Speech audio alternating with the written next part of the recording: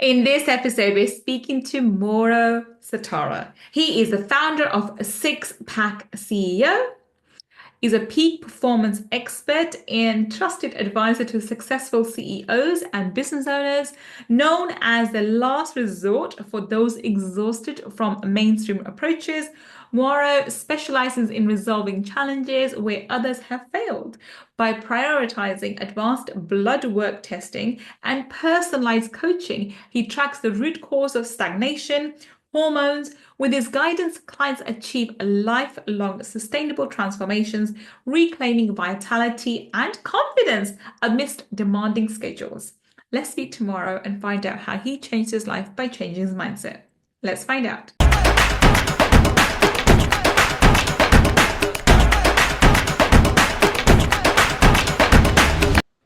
Welcome, welcome. This is Gull, your money mindset expert. And today I'm so excited. I'm speaking to the amazing, the wonderful Mauro Stara. Welcome, Mauro. Thanks for having me on. I'm so happy to have you here, Mauro. Mauro, everyone's heard your intro. They know how fabulous you are, but please, in your own words, tell everybody what it is that you do. Yeah, so I used to work in banking and now I run a seven-figure health coaching business, mainly for men over 40, and we help them get back in shape. Wonderful. So, Mauro, talk us through your journey. So, you said you were in banking. Now you're in health, as a health coach. It's a complete different industry. What led you to be here? What led you down this path? Yeah, great question. So I was in Switzerland for 5.5 years in banking. And as many, businessmen, I was chasing wealth and gave up my health in the process. Mm. And as a result of that, I started getting issues with my heart. I burned myself out, and Banking um, is it's a high pressure job. Yeah. yeah, it was tough. And the amount of stress and pressure, as you said, was high. And when you climb up the career ladder, it only gets higher and higher and higher with that. And it's just like most people that I've talked to, there almost everyone had some issues with their health eventually the years they worked there. It's just it's almost part of the game when you sign up there. But Mm. either way, I had like a lot of issues with my health, and once I fixed it, well, I drew the line and then I fixed it, and then I saw, hey, there's, as I just said, so many people, especially white collar men, that have those issues, and I've seen their lifestyle day in, day out for 8 hours a day for years and years. And I saw the opportunity to lead men that were basically on the path I was on and can help them, let's say, take a smarter and more effective path where they can have both, right? The thriving career, but also a thriving body, being in good shape, having good health, and not achieving one at the expense of the Yeah. other, right? Yeah, I understand that. I do. So how did you make this transition? You said you were burnt out. So did you take some a leave of absence in your work, or did you take a sabbatical? How did you make the transition?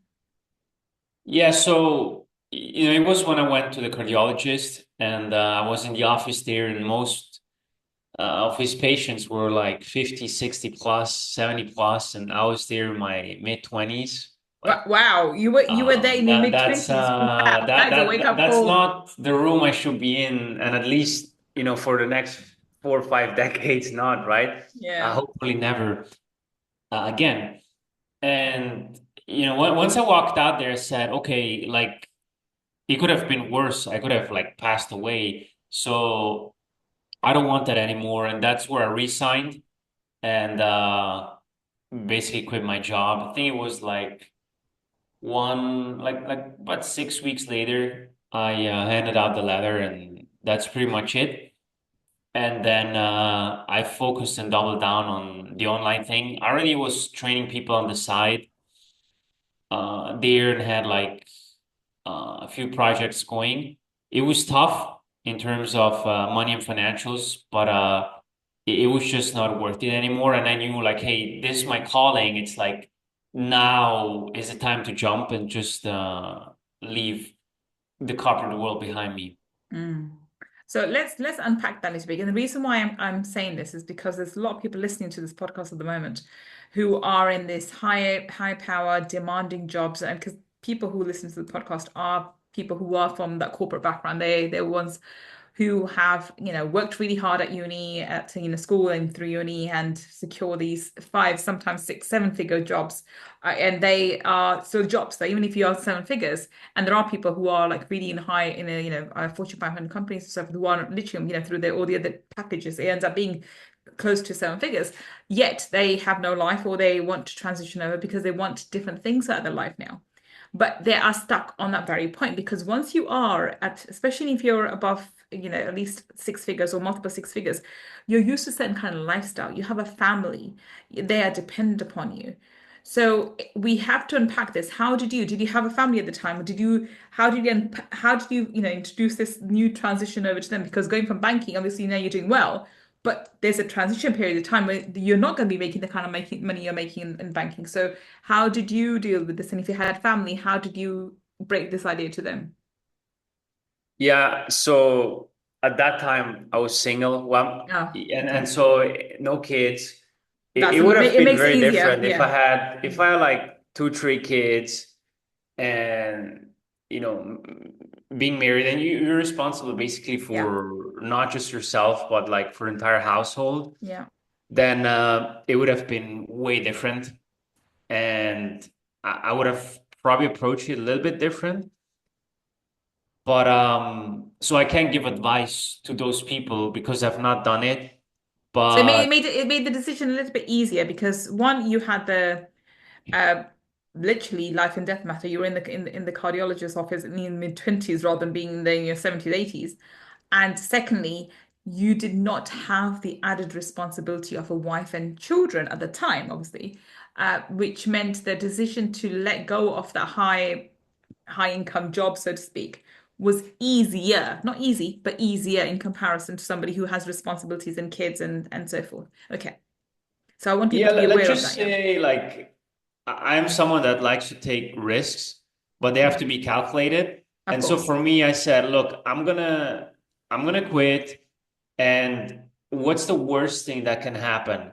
Well, the worst thing is that a year from now, I'm working in another bank or just another job, you know, and that's it, right? So it's like, Mm. okay, that is the worst thing that can happen, and I'm just gonna risk that. So it's not like, okay, I threw the towel and didn't think about like all the other steps there.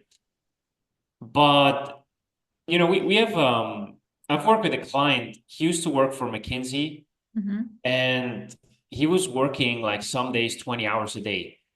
And it was like so rough. And so when he came in, and he's like 39, 40, married, kids, so would fit exactly like the case you brought up.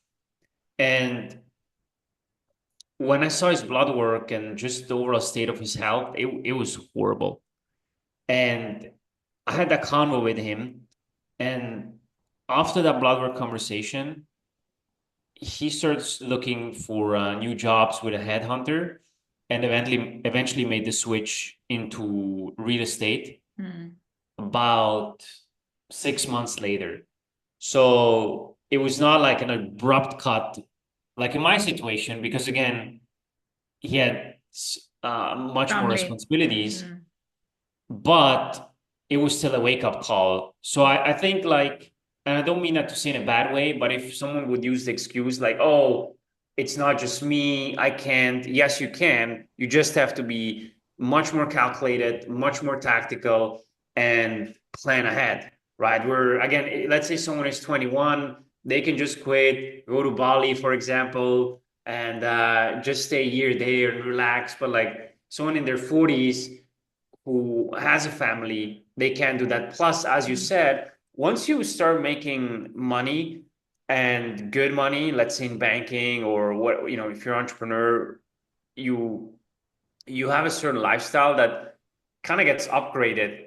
Like if someone makes, Mm. for example, 5K a month, and they have that certain lifestyle, and then they make 10K, 15K, 20K, for example.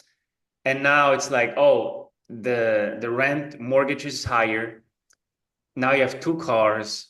Now it's like organic food and the vacations here. And so like the personal trainer at the gym. So it's like the costs are just going Yeah, up. yeah, yeah. And that also is very dangerous because yeah, you make more, but you spend more and you have that certain base every month. So like you don't start at zero, you start at minus, let's say 10,000. Mm, And until that is paid off, you haven't like earned your money, so to say, because you have to spend that, right? mm. And if someone wants to transition, they may have to cut back on that there, right? Oh And yeah. it's not something that most people are willing. And then we have to look like, okay, how big is the pain? Like, do I really want to change, or is it more like it's actually not that bad, or is it no, I gotta leave, I want to do something else and go in that direction, right? Hmm. So just we could call it a risk assessment in that case. I mean, I completely agree with you. You have to take calculated risks in life anyway. And as I wish I could credit who said this, but I heard this famous quote that if you risk nothing, you risk everything. So I think a lot of people at times, especially in the 30s and 40s, hence the midlife crisis, right? They get stuck in a job and a profession where they've been in there for 5, 10, 15, 20 years, or since university, so forth. But it's now comfortable, but but it's uncomfortable as well because of the added pressure and added stress. And also, I think the body is not able to handle the stress as well as it could in its 20s. So it just starts deteriorating health. And when they first started, it probably didn't bother them so much, but they don't have the stamina that they had in the mid 20s, at mid 40s, and therefore the body starts to break down. But now they have the added pressure of the kids and the wife or the husband and the mortgage or the lifestyle. And the lifestyle really does take over, especially, I mean, I know from my own experience, my biggest things was not necessarily my lifestyle, is more the fact that my kids' education. So, okay, how am I going to pay the school fees? And that you do. People in this that kind of environment who are making that kind of money do invest in kids' education. So school fees are a major factor. Okay, what do I do with my kids? You know, I need to make some amount of money to be able to pay for the school fees for them to go into these elite schools, so forth, right?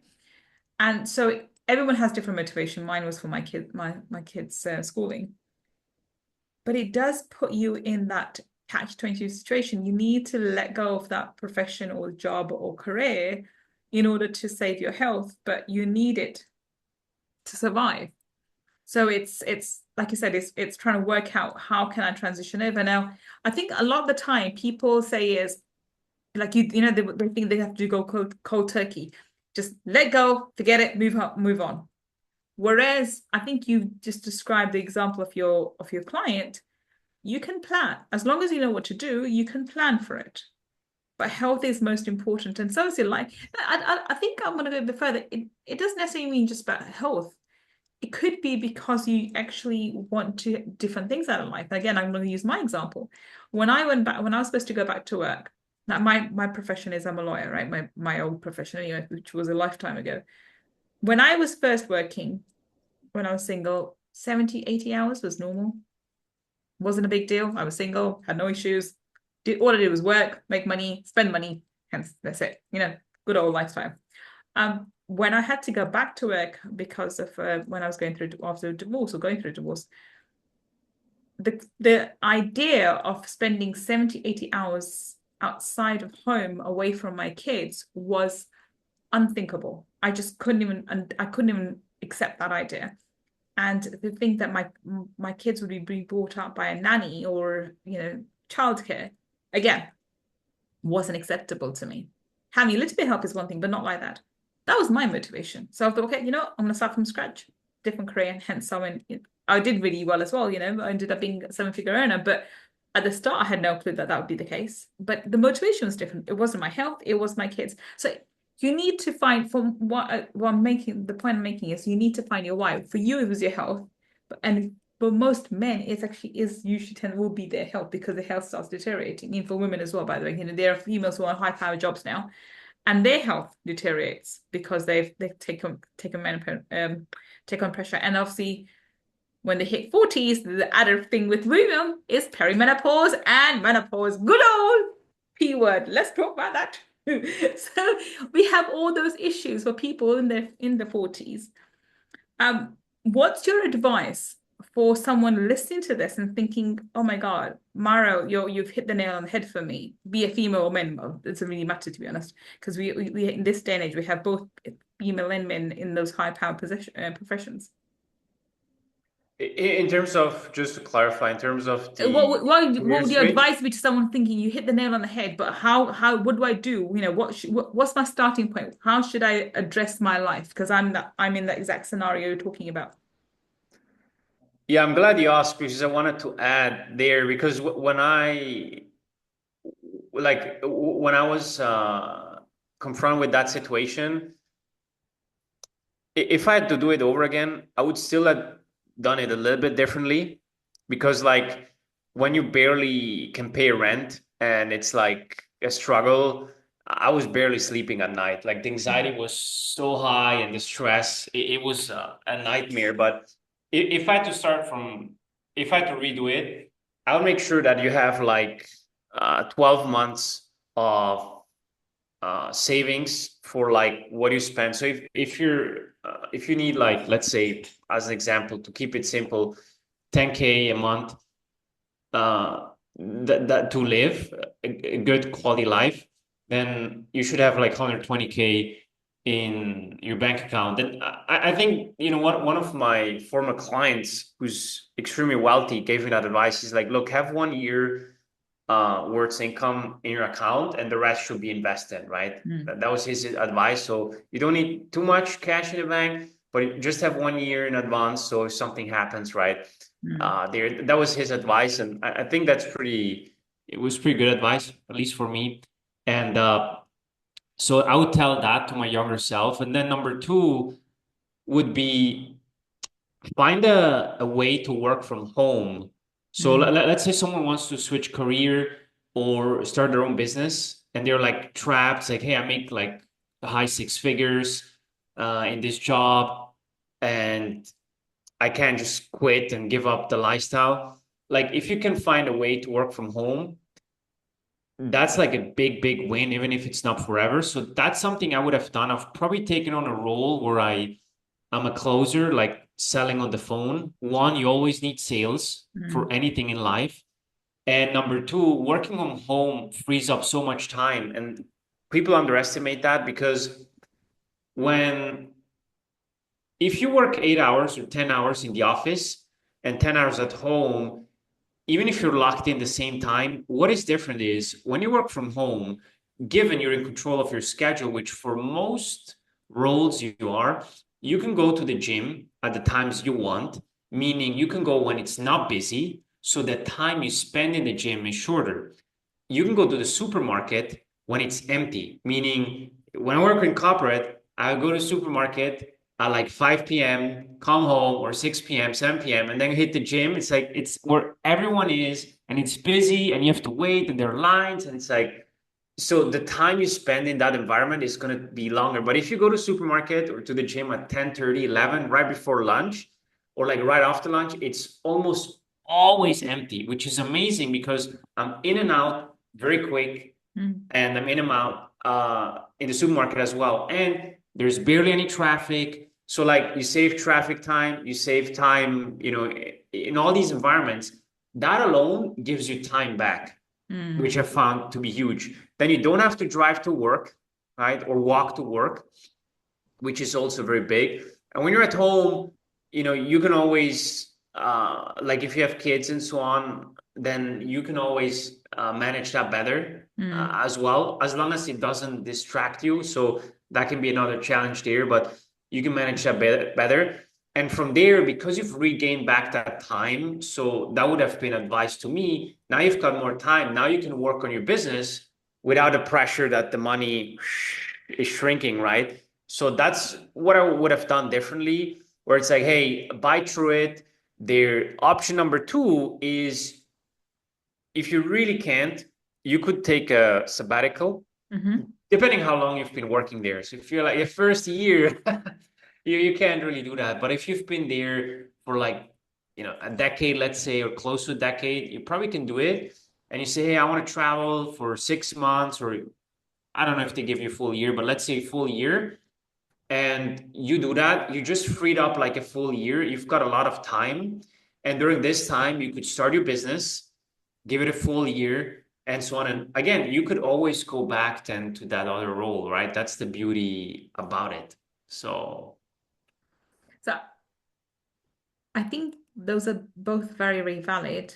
And I think it's important to know everyone's situation is different. So we can hear and hypothesize on different scenarios, but in the end, I think people listening need to take this and apply it to their own lives and because everyone's situation is different based on the age, not just the fact how many children they have, but the age as well. The toddlers are the teenagers are the adult kids. It's all different scenarios and your own health and what's right for your circumstances. But I think the thing I understood from you was regardless of whichever path you take, you need to plan. So instead of taking the plunge or jump, or sitting on the fence forever thinking I need to find the right time to take the plunge. You need to make a plan and create the right time.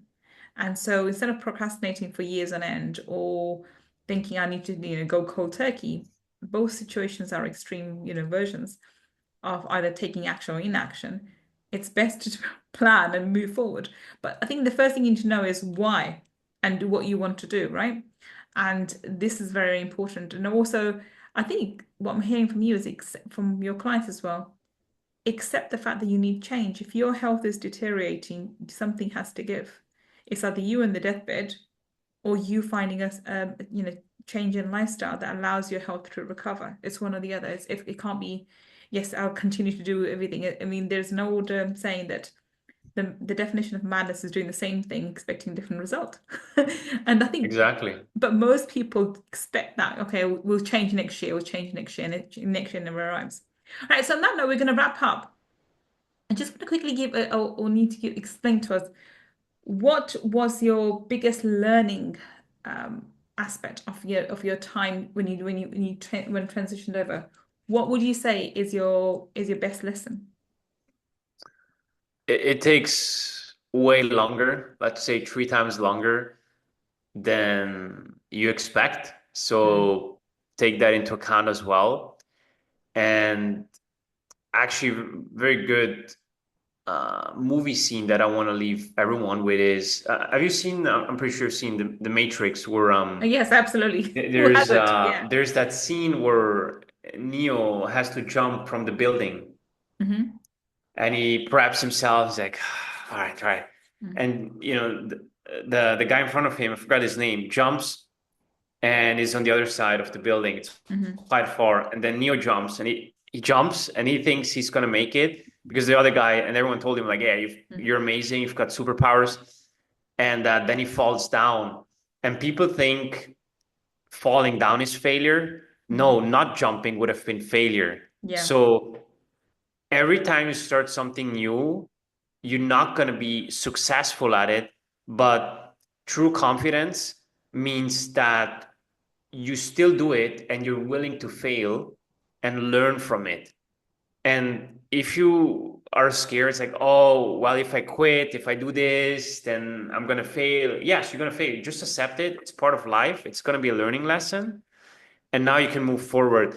But if you just tiptoe around it, then you're going to stay stuck forever where you are. And you're going to be very, very unhappy there. Absolutely. I agree. I think you have to take action. And you have to make a choice, and that's very important. Take responsibility for your life. So absolutely, 100%. And I love that scene. I love the Matrix. I loved all the Matrix trilogy. I loved. The only thing I didn't like was the ending on the third one, and the most recent Matrix. That was awful. Don't know what they're thinking. I don't know what they were thinking. But anyway, that's another conversation for another time. So thank you so much, Amari, for being with us today. Tell everybody, how can we connect with you? Where can we find you on the internet? Yeah, I'm most active on Facebook and Instagram. Just put in my name and you're going to find me.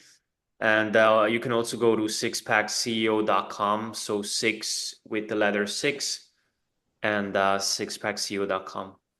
Wonderful. So if you're listening to us on the podcast, the links that Mario just mentioned will be in the show notes. And if you're watching on YouTube, then down below in the description section, we'll have the links for him too. Go check him out and see if he can help you regain your health.